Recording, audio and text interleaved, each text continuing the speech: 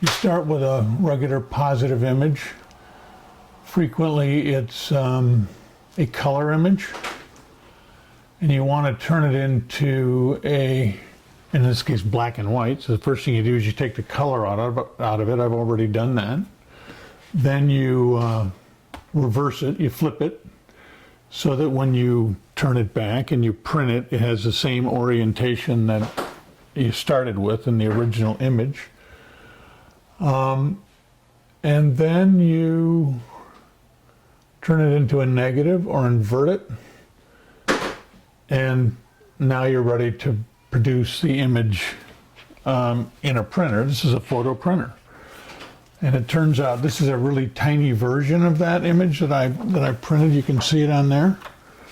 And that's sort of what I would call a test negative, and I make some adjustments to that in the computer, and ultimately I will print a larger version of it. This is the chemistry. This is the platinum and a sensitizer. The dissolved platinum in and of itself is not sensitive to light.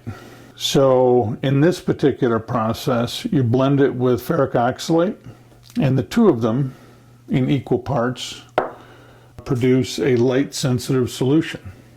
So it's just, you brush it on. There's no commercial platinum printing materials that are available. You cannot go out and buy a paper that's coated with platinum. It's not available. It hasn't been available since the 20s. So anybody that's doing this does it more or less in this fashion.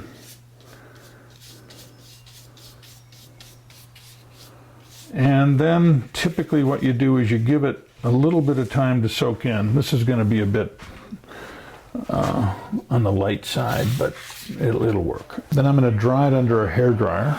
And if it's not exposed to any ultraviolet light, this is like any other print. That is, I can leave it unexposed, protected from UV light, and I could leave it for 6 months or something. So it's very permanent, and even when it hasn't yet been exposed, it's exceedingly archival and permanent once it has been exposed and properly washed and developed. It is as permanent as any photographic process ever invented, certainly more than digital inkjet printing. So here is the negative,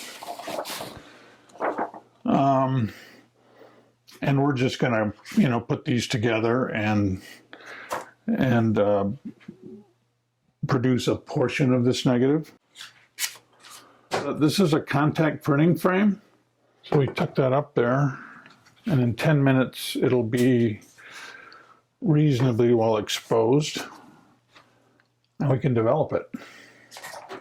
Typically what you would do, you'd expect that the tray would be full of a liquid, and then you put it in and you slosh the liquid over the image. But the problem with platinum is if you do not cover the image uniformly immediately, it'll have a line in it. It'll show where the developer was there for a moment and not on the rest of the print, and you'll have a demarcation which indicates that it wasn't, which comes about because it's not instantly covered. So you'll see when I put the exposed print in here, I dump this on it. So there's no question but that the print got completely covered with the developing solution. And then they spend 5 minutes in a couple of baths, usually 3. 5 minutes each, and then they're washed. The final print would be washed for, 40 minutes, 45 minutes, maybe an hour. Certainly not less than 30 minutes. Then you hang it up to dry, and